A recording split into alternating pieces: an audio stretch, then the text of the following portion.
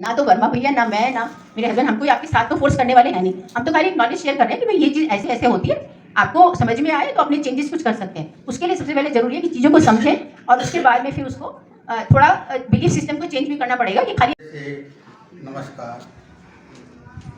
ये इसलिए आयोजित किया गया है कि हमें कुछ शुगर के बारे में भ्रांतियाँ भी हैं और मेरी प्रेम प्रकाश जी से मैं काफ़ी समय से जुड़ा हूँ। मैंने नहीं खोजा इनको, इन्होंने मुझे खोजा था। एक बार मैं व्याख्यान दे रहा था दिल्ली पतंजलि योग समिति में, इन्होंने सुना और फिर इनका फ़ोन आया तो इन्होंने मुझे अपने साथ जोड़ लिया। और इनके बारे में मैं क्या कहूँ, बड़े विनम्र हैं और बड़े ही सौम्य स्वभाव के व्यक्ति हैं, पर ऊंची उड़ान रखते हैं, पूरे विश्व को स्वस्थ बनाने का अरमान रखते हैं। तो ऐसे हैं प्रेम प्रकाश जी। पूरा समय इन्होंने विश्व में लोगों को स्वस्थ बनाने की मुहिम में लगा दिया है और इनकी वेलनेस क्लासेस चलती है सिंगापुर से, और जो जो ज्वाइन करना चाहे उनको हम लिंक दे देंगे। तो शनिवार को विशेष तौर पर अभी लास्ट जो वर्कशॉप हुई थी उसमें हमने इन्होंने 2 सेशन में ली थी।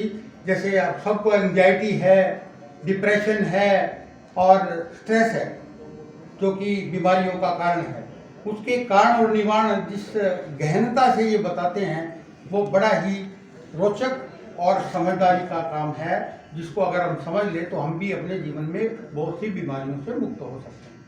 अब ये प्रश्न उठता है कि हम बीमार क्यों, इतनी बीमारियां क्यों, कहाँ से आ गई? पहले ज़माने में तो नहीं थी।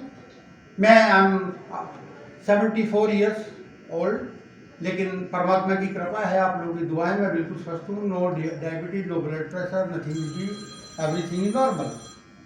मेरा इसमें कुछ हाथ मेरा भी है क्योंकि मैंने अपने आप को केयर करके रखा है और ये हर एक की जिम्मेवारी है कि वो स्वयं की केयर करे। थोड़ा सा इतिहास बता देता हूँ कि ये बीमारी आई कहाँ से है, क्योंकि कारण का जानना बड़ा जरूरी है। कारण नहीं पता चला तो निवारण नहीं हो सकेगा। अब 1952 की बात है, थोड़ी सी इतिहास में ले चलता हूँ। 1952 में भुखमरी पड़ी world over, India, Africa, America, Brazil, सारे देशों में जनसंख्या बढ़ी, लेकिन खाने का जो है सामान नहीं था। तो एक वैज्ञानिक, ऑस्ट्रेलियन वैज्ञानिक नॉर्मन गोल्ड्रेक, उन्होंने अपनी टीम के साथ गेहूं के अंदर जेनेटिकली मॉडिफिकेशन करके एक नया गेहूं बनाया और उससे क्या हुआ, उससे पैदावार 10 गुनी हो गई, 10 टाइम्स। तो सारे विश्व की समस्या का, भुखमरी का उन्होंने हल कर दिया। हमारे देश में ये 1977 के अंदर आया।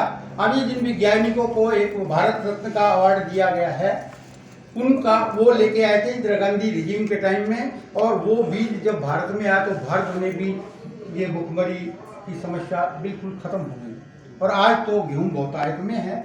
ना तो वर्मा भैया, ना मैं, ना मेरे हस्बैंड हमको आपके साथ तो फोर्स करने वाले हैं नहीं।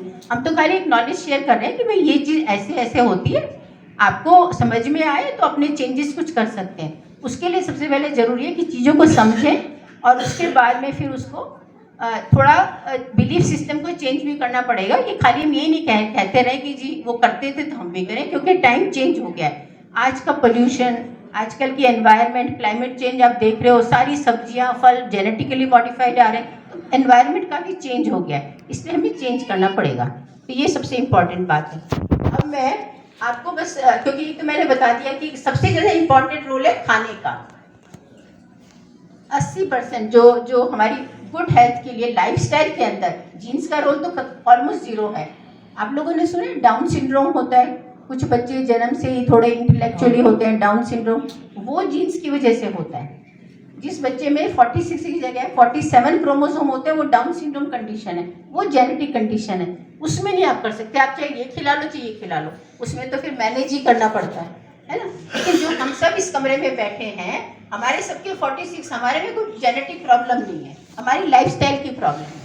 अब इस लाइफस्टाइल की एक्सरसाइज वगैरह का और चीज़ें क्या होता है कि जब हमारा वजन बढ़ जाए है या डायबिटीज़ डॉक्टर बता दे तो एकदम से कहे थोड़ा चलना चाहिए है, तो हम ना फिर एकदम एक्साइट हो जाते हैं। अभी हम लोग तो सब बुजुर्ग, मतलब थोड़े बड़े, जो थोड़े यंगर लोग होंगे 40-50, वो झट से जिम की मेंबरशिप ले लेंगे और एकदम एक्सरसाइज पे भागेंगे। 5-7 दिन तो वो उत्साह रहता है उनका, उसके बाद वो भी बैठ जाते हैं, कुछ फर्क नहीं पड़ता, मतलब 2-4 दिन फायदा हुआ ये तो क्यों नहीं वो, because that is not sustainable and exercise is not the solution, exercise is a supplement, वो हेल्प करता है। सबसे ज़्यादा फर्क पड़ेगा अगर आप सही खाना पीना खाएंगे, क्योंकि सारे दिन में तो वही कर रहे हैं, सारी एनर्जी हमारी बॉडी को जो मॉलिक्यूल्स न्यूट्रिएंट्स एनर्जी दे रहे हैं और बॉडी को बना रहे हैं वो तो आपका खाना है, ठीक है। अब खाने के अंदर मैं 2 पॉइंट्स हाईलाइट करना चाहती हूँ और वो हैं, तो ये जो होते हैं ना, देखो 3 होते हैं बड़े बड़े, आप सबने सुने होंगे कार्बोहाइड्रेट्स, प्रोटीन्स एंड फैट्स, ये सबने सुने हैं ना। और फिर उसके बाद में होते हैं वाइटामिन्स एंड मिनरल्स, ये होते हैं। तो वाइटामिन्स मिनरल्स सबको पता है फल सब्जियों में होते हैं थोड़ी कम क्वांटिटी में, और ये मेनली हम जो खाना खाते हैं दाल चावल सब्जी, उनमें कार्बोहाइड्रेट्स, प्रोटीन्स एंड फैट्स, ठीक है। इनमें जो 2 हानिकारक चीज़ें हैं वो हैं शुगर, कार्बोहाइड्रेट के अंदर जो शुगर, अभी मैं बताती हूँ क्या मतलब है शुगर, और जो प्रोटीन, ये 2 हानिकारक हैं अगर हम गलत तरीके से खा रहे हैं। फैट का तो क्या है कि क्वांटिटी पे डिपेंड करता है, फैट भी गलत सही हो कि रिफाइंड खा रहे हो कि कोल्लू का तेल खा रहे हो, बट फैट का तो क्वांटिटी पे है, कम खा रहे हो ज़्यादा खा रहे हो। और मुझे लगता है फैट पे बोलने की ज़रूरत नहीं है, क्योंकि सबको ही पता है कि तला भुना कम खाओ, वो बचपन से आप सबने सुना है कि भाई पकोड़े कभी कभी खाओ, ये सब है ना। तो इसलिए मैं फैट की ज़्यादा बात नहीं कर रही हूँ, तो डायरेक्टली वेट से रिलेटेड है, सब समझते हैं। मैं बात कर रही हूँ यहाँ पे शुगर और प्रोटीन्स की। तो जो शुगर है, अब देखिए जो शुगर है ना, उसके लोगों को थोड़ा क्लियर नहीं होता दिमाग में, 2 तरह की उससे मिलती है।